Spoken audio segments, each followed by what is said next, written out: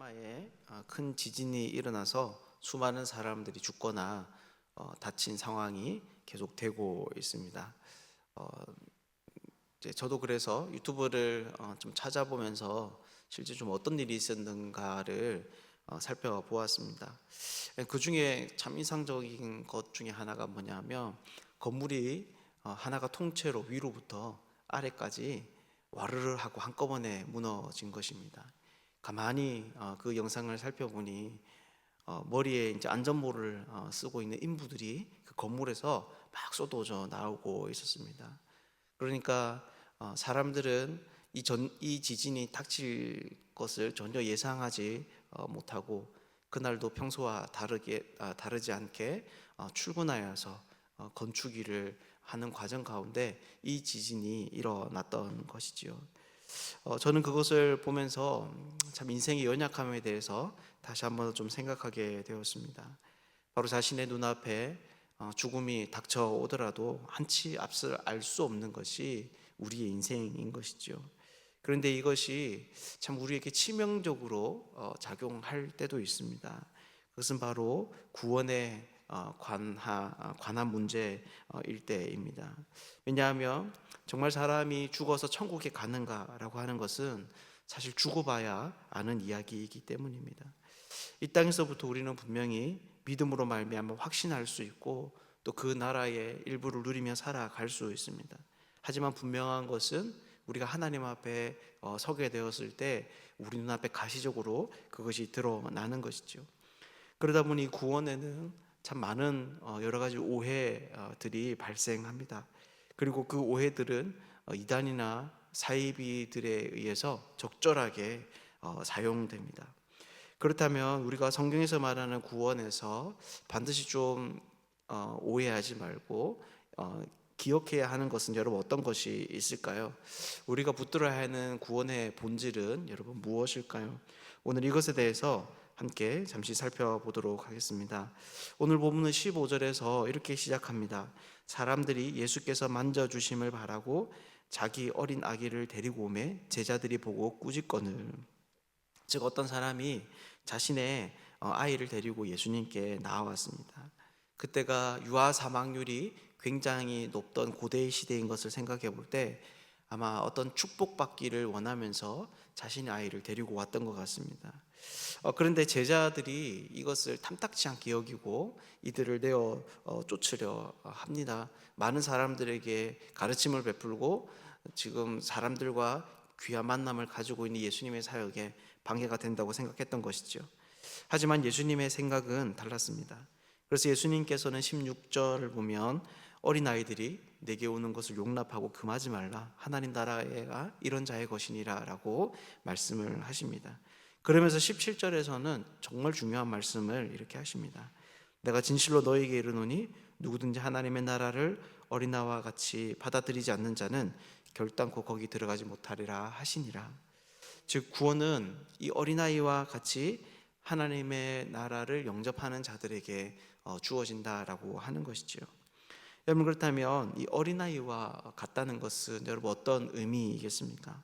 이 질문에 대해서 사람들은 여러 가지로 대답을 합니다. 하지만 15절에서 우리가 읽었듯이 이 어린아이는 아기를 포함하는 그런 말입니다.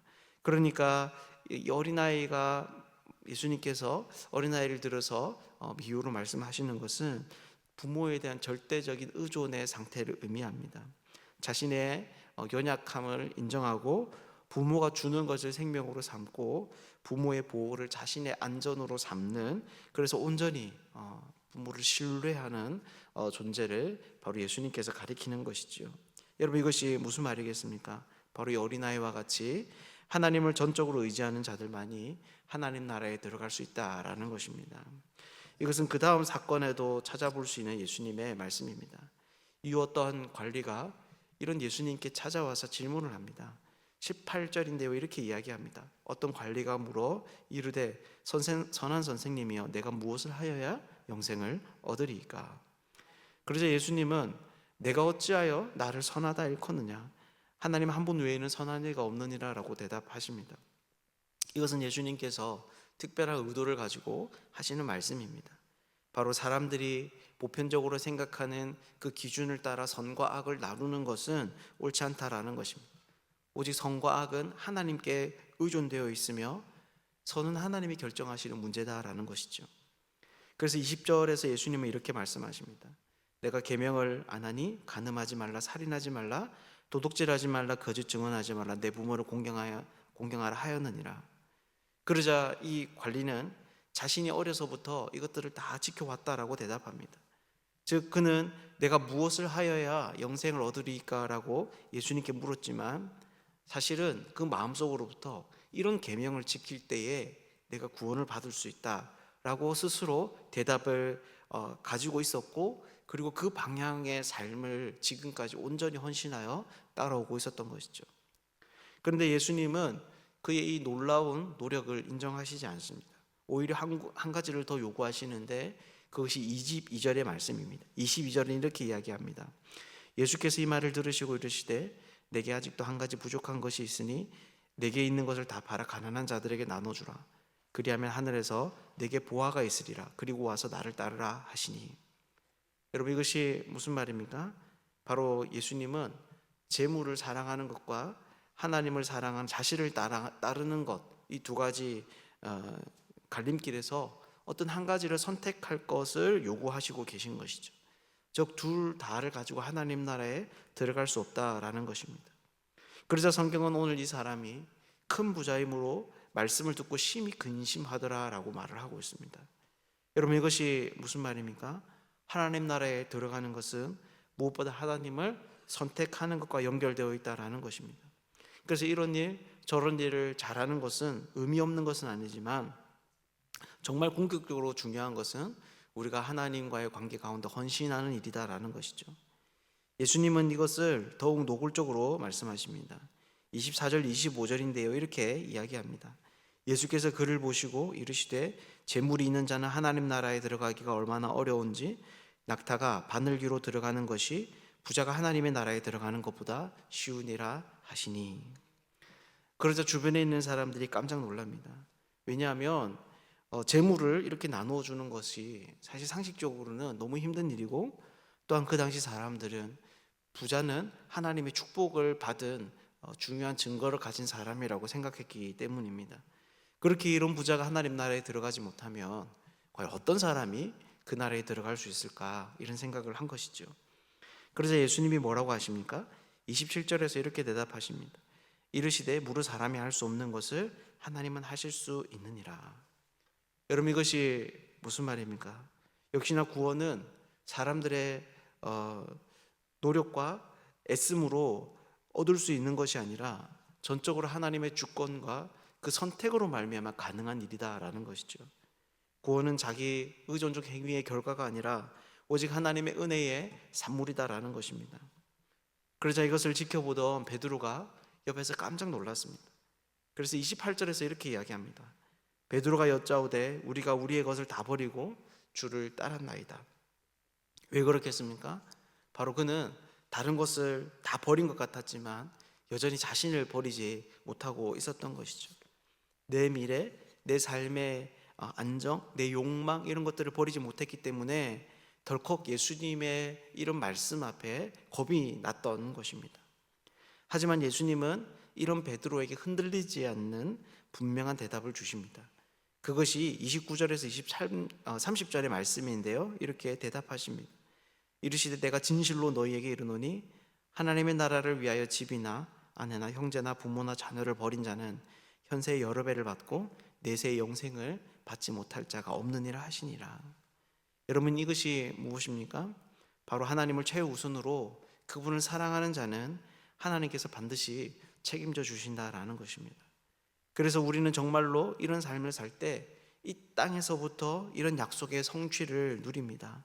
여러분, 그것이 무엇입니까? 바로 교회입니다.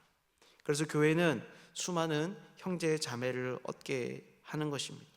부모를 버리고 또 자녀를 버리지만 교회 안에서 우리는 한 부모가 아니라 아버지와 어머니 같은 많은 사람들을 얻게 되고 또 믿음 안에서 형제 자매의 관계들을 누리게 되는 것이죠. 뿐만 아니라 어떤 이들은 하나님의 은혜로 많은 물질을 얻을 수 있게 될 수도 있고, 그렇지 않더라도 새롭게 우리에게 주신 그 가족들로 말미암아 우리의 많은 결핍들이 채워짐을 우리는 교회 공동체 안에서 경험하게 됩니다. 뿐만 아니라 그런 사람들은 반드시 영생을 얻게 됩니다. 이 땅에서 분명히 그것이 드러나지 않을 수 있지만 하나님 앞에 갈 때 그것은 결과로 우리에게 생명으로 주어지게 되는 것이죠. 결국 이것이 가르쳐 주는 것이 무엇이겠습니까? 바로 하나님의 구원은 은혜로 말미암아 주어진다라는 것입니다. 그래서 그것은 내가 드린 대로 이자를 좀 쳐서 돌려받는 것이 아니라 그분의 풍성함으로 우리에게 갚으시는 일이다라는 것이죠. 말씀을 맺겠습니다. 이렇게 오늘 말씀 우리가 어떤 구원에 대한 오해를 가지고 있는지, 그리고 진정한 구원은 우리에게 어떻게 오는지에 대해서 알려줍니다. 그것이 무엇입니까? 우리는 쉽게 이 구원을 자기 의존적 행위의 결과라고 이해할 수 있다는 것입니다. 내가 무엇을 해야 하는가, 어떻게 해야 하는가라고 하는 것이 신앙생활에 있어서 핵심이 되는 것이죠. 하지만 오늘 본문은 이 구원이 하나님의 행위임을 보여줍니다. 그래서 이 구원에 있어서 무엇보다 중요한 것은 어린아이처럼 하나님을 신뢰하는 것입니다. 윤리적이고 종교적인 행위가 중요한 것이 아니라 그 어떤 것들보다도 더 하나님을 선택하는 것이, 그분을 믿는 믿음 안에서 선택하는 것이 신앙에 있어서의 핵심적인 요소인 것이죠. 우리가 오늘 이 말씀을 깊이 생각할 수 있으면 좋겠습니다. 그래서 내가 선하다고 의롭다고 생각하는 것을 선택하는 사람들이 아니라 하나님의 존재와 그 능력을 신뢰하고 그분의 사랑을 따라가는 사람들이 되면 좋겠습니다. 이 자리는 우리 모두가 오늘 하루도 그 은혜의 하나님과 동행하는 복된 날이 되시기를 주님의 이름으로 축복합니다. 함께 기도하겠습니다.